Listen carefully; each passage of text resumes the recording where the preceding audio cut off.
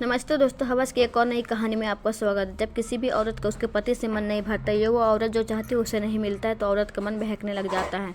अब वो औरत किसी और में अपनी खुशी ढूंढना शुरू कर देती है। दोस्तों, ऐसी ही आज की कहानी रायपुर में रहने वाले ससुर और बहू की है, जिन्होंने अपनी हवस की वासना को शांत करने के लिए एक दूसरे के साथ गपागप किया, बहू और ससुर के रिश्तों को बदनाम कर दिया। दोस्तों, मोहन नाम का आदमी उम्र 45 साल होती है। उसके परिवार में उसकी बीबी, बेटा और नई नवेली उसकी प्यारी बहू रानी रहती थी। उसका परिवार बहू के आने से और भी खुशनुमा हो गया था। रिभा की उम्र 24 साल होती है। रिभा बहुत ही खूबसूरत औरत थी। गोरी चिट्टी गदराए हुआ बदन, उभरती हुई जवानी को देखकर उसका ससुर रिभा का दीवाना हो जाता है। रिभा के गले में मंगलसूत्र, गोरी कलाइयों में रंग बिरंगी चूड़ियाँ, वह जवान उभरे हुए कसे स्तन को जो हमेशा ब्लाउज में कैद रहते थे। जब रिभा दौड़कर अपने पति को ऑफिस के लिए खाना पैक करके देती थी, तो मोहनलाल उसे ही देखता रह जाता था। मोहनलाल के अंदर दिन ब दिन वासना बढ़ती ही जा रही थी। रिभा जैसे ही उठकर घर में काम करना चालू कर देती थी, उसकी चूड़ियाँ और पायल के आवाज़ सुनकर मोहनलाल मंत्रमुग्ध हो जाता था। उस आवाज़ को सुनकर वह ऐसे खो जाता था जैसे एक चकोर चांद को देखकर खो जाता है। मोहनलाल के बेटे की उम्र भी बहू रानी की उम्र की है, जिसकी शादी के 6 महीने पहले हुई थी, लेकिन उसके शादी की रात एक अनहोनी हो गई थी। शादी के फेरों के बाद जब मोहनलाल का बेटा अपनी पत्नी के साथ घर प्रवेश करने आया, तभी अचानक पूरे घर में शॉर्ट सर्किट हो जाता है। मोहनलाल और उसका बेटा इस प्रॉब्लम को ठीक करने में लग जाते हैं। इस वजह से रात के 3 बज जाते हैं और उसका बेटा बिल्कुल थक जाता है और अपनी शादी की पहली रात भी नहीं मना सका।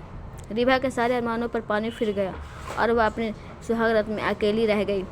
सारी रात अपने पति के कामों का स्पर्श के लिए उसका मादा खूबसूरत यौवन रस से भरा जिसमें तरसता रहा। सुबह के 5 बजे रिभा को कामाग्नि को बुझाने के लिए ठंडे पानी से नहाना पड़ता है। दूसरे दिन मोहनलाल रोज की तरह सुबह 4 बजे उठकर धार्मिक पुस्तक पढ़ रहा था, जहां औरतों की जोगन शक्ति धर्म के अनेक कथाओं में जिक्र हुआ था। किस एक औरत ने श्रीनी विश्वामित्र जैसे युग पुरुष बाल ब्रह्मचारी की तरफ तपस्या को अपने यौवन रस से भरपूर गोरे गरम गदराए हुए जिस्म से भंग कर दिया था।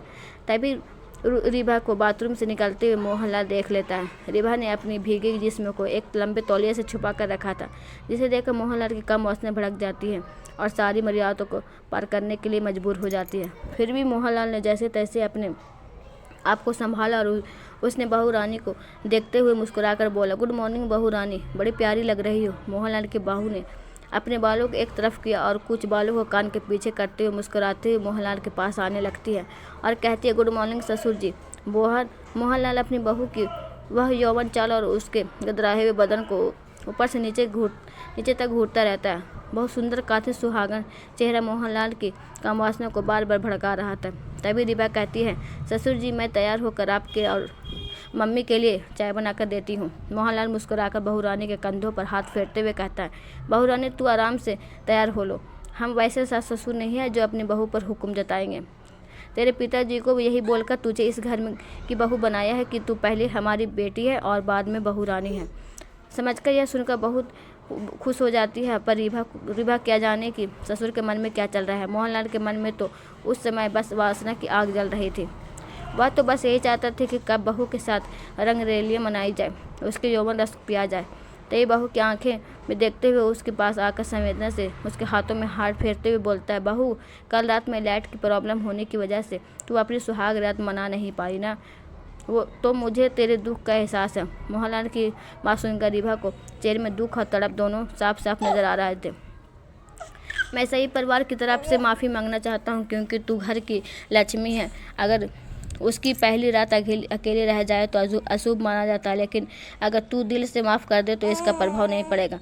यह बोलकर मोहनलाल बहू को प्यार से देखते हुए हाथों पर हाथ फेरने लगता है। ऐसा लग रहा था कि बहू ससुर की बातों को सुन कम रही थी और महसूस ज़्यादा कर रही थी। तभी रिभा कुछ सेकंड के लिए आंखें बंद करके मोहनलाल की बातों में खो जाती है। मोहनलाल ने बहू के हाथों को जरा और जोर से पकड़ते हुए फिर पूछा, बहू रानी कहाँ खो गई। रिभा मदहोशी से निकल कर बोलती है कि ससुर जी, मैं बहुत ही किस्मत वाली हूँ, इस परिवार की बहू बनी हूँ। आप जैसे ससुर जी मिले हैं, मेरे दुख और दर्द का इतना ख्याल है, माफ़ करने जैसे कोई बात नहीं है। ज़िंदगी में यह सब तो होता रहता है ससुर जी, लेकिन बहू कम किस्मत वाली को आप जैसे ससुर मिलते हैं। कुछ देर के बाद बहू की परंपरा के अनुसार जहाँ जहाँ घर के नई बहू के लिए मीठा बनाकर शुरुआत करती है। रीबा गाजर का हलवा बनाकर डिनर टेबल पर लाती है।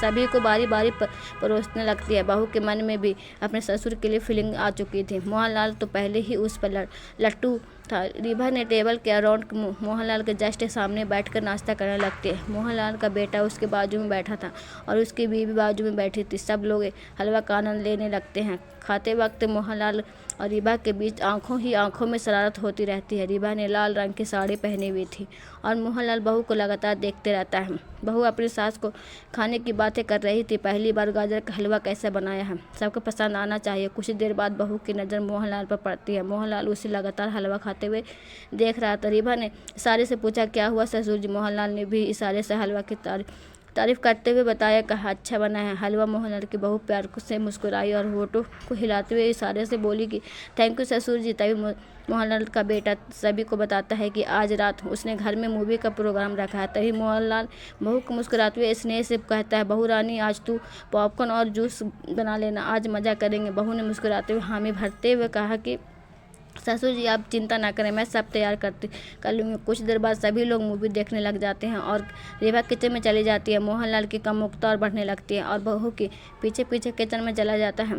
किचन में अंदर जाते ही मोहनलाल ने बहू को पीछे से पकड़ लिया। रीबा कहने लगी, क्या कर रहे हो ससुर जी? तभी मोहनलाल कहता है, बहू आप कुछ मत कहना, आपने मुझे बहुत तड़पाया है, मैं आज आपकी जवानी का रस पीना चाहता हूँ। इतना कहते ही रीबा ने ससुर से लिपट गई और दोनों ने किचन में ही इकसठ बासठ करने लग जाते हैं। 2 घंटे तक रीबा और मोहनलाल ने अपने वासने की आग को ठंडा किया और दोनों एक दूसरे के जिस्म को नोचने लगते हैं।